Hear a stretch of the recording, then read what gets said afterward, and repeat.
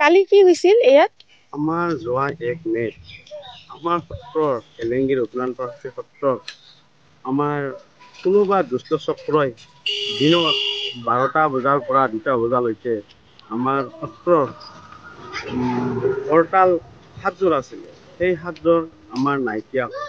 তাৰপিছত আমাৰ ৰবিবাৰৰ দিনাখন ৰাতিপুৱা 5:30 বজামানত আকৌ কোনোবা দুষ্ট চক্ৰই আহি আমাৰ সত্ৰৰ ভিতৰত প্ৰৱেশ কৰিব ধৰিছিলে। তাত এনেকৈ আমাৰ কিছুমান ঘৰৰ ছোৱালী আইতাই দেখিলে। তেওঁ দেখি কিনে চিঞৰি চোৰ বুলি কোৱাতে মানুহজন আমাৰ সত্ৰৰ ৱালৰ পৰা জঁপিয়াই তেওঁ পলায়ন কৰে। তেওঁক আমি লগে লগে খেদি গৈছিলোঁ, কিন্তু আমি ধৰিবলৈ সক্ষম হ'ব পৰা নাই।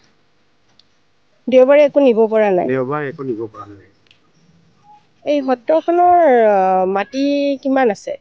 বাইদেউ, আমাৰ এলেংগিৰ উত্তৰায়ণ প্ৰাকৃতিক সত্ৰ আমাৰ যিখিনি বিলৰ মাটি আমাৰ 6 বিঘা আছিল। কিন্তু আমাৰ গোটেই মানুহখিনিৰ খেতি অলপ কমকৈ হৈ গৈছে। সেই গতিকে আপোনালোকৰ জৰিয়তে আমাৰ মাটিখিনি DC মহোদয়ে অনুৰোধ কৰি আমাৰ কিবাকে যেন উলিয়াই দিব, সেয়ে বিচাৰৰ ওচৰত লৈ চব কি সত্ৰ কয় এইখন? আমাৰ এইটো এলেংগি উত্তৰায়ণ প্ৰাকৃতিক সত্ৰ। কিমান বছৰ হৈছে আপোনালোকৰ এই সত্ৰখন? আমাৰ এই সত্ৰখন আমাৰ 200 বছৰ তেনেকুৱা মানে হ'ব। আমাৰ সঠিকটো আমি ক'ব নোৱাৰোঁ। আমাৰ যেতিয়া আটা পিতাহৰ আছিল সেইদিনাখনৰে আমাৰ সত্ৰই। মই বাইদেউ ৰাস্তা আৰি থাকোঁতে ক'লা স্কুটিং পিন্ধা এটা মানুহ, ক'লা আৰু নীলা ৰঙৰ স্কুটিং পিন্ধা মানুহ এটা আহি চেঙেৰা মানুহ আহি এই ৱালৰ কাষত খাৰা হৈ আছিল।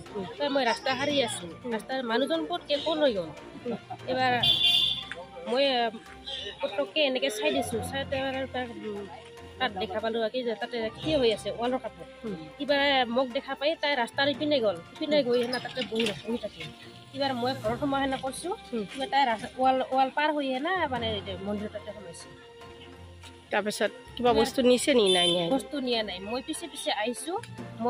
মই আহোঁতে মানে এইবাৰ ৰাস্তাৰ ৱাল পাৰ হৈ জঁপিয়াই